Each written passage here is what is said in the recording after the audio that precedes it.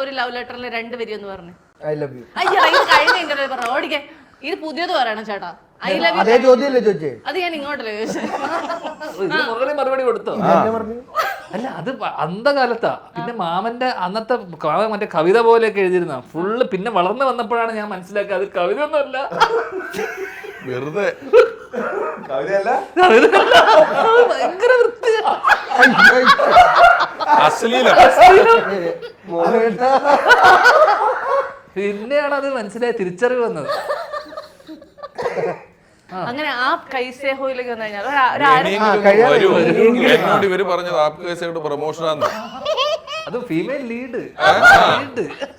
അതല്ല കഴിയാൻ 1 മിനിറ്റ് കൂടെ ഉള്ളു. അപ്പൊ ഇനിയെങ്കിലും അതാണ് എന്താ ഞാൻ ഇങ്ങനെ ഒരു കഥ സിനിമയാക്കാമെന്ന് തീരുമാനിച്ചത് എപ്പോഴായിരുന്നു? സംഭവം നടന്ന് കുറച്ച് വർഷം കഴിഞ്ഞിട്ട് നമ്മളെ കൂട്ടുകാരൊക്കെ ഇതേപോലെ ഒരു ദിവസം ഒരുമിച്ചിരുന്ന സമയത്ത് അന്ന് ഞാൻ സിനിമയിലൊക്കെ വന്നു. എനിക്ക് തോന്നുന്നു ഞാൻ സാധാരണ അടുത്ത് തന്നെ ഒരു 2000 ആസിഫിനെ വെച്ചിട്ട് പ്രൊഡ്യൂസ് ചെയ്യാൻ വേണ്ടി ചെയ്യാന്ന് വെച്ചതാ.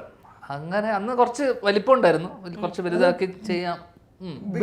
ആ കാരണം ഇതിപ്പോ നമ്മളൊരു രാത്രി, കാരണം ആ ഇവന്റ് മാത്രമേ നമ്മളിപ്പോൾ ഡിസ്കസ് ചെയ്തിട്ടുള്ളൂ. ഇപ്പൊ ഇത് കറക്റ്റായിട്ട് ഒരു 1 hour 45 minutes സിനിമയാണ് ഡ്യൂറേഷൻ എന്ന് പറയുമ്പോൾ. കറക്റ്റ് ആ ഇവന്റും ആ ദിവസം രാത്രിത്തെ സംഭവം. സ്റ്റാറിന്റെ ആവശ്യമില്ല ഈ സിനിമയ്ക്ക്. അപ്പം സ്വാഭാവികമായിട്ടും നമ്മൾ എഴുതുന്ന സിനിമയിൽ നമ്മൾ തന്നെ ലീഡ് ചെയ്ത് അഭിനയിക്കുക എന്നുള്ളതിനപ്പുറം ഇത് എല്ലാവരുടെയും സിനിമ ഈ പറഞ്ഞ ഈക്വലി ഇമ്പോർട്ടന്റ് ആയിട്ട് വരുന്ന ക്യാരക്ടർ. സോ ആസിഫ് എന്നുള്ളൊരു ഓപ്ഷൻ ആ സമയത്ത് സ്റ്റാർ ചെയ്താലേ ഇതിലെ പ്രശ്നങ്ങളിൽ നിന്ന് ചിലപ്പോൾ ഇയാൾ ഊരി പോകുമെന്ന് നമുക്ക് തോന്നാം.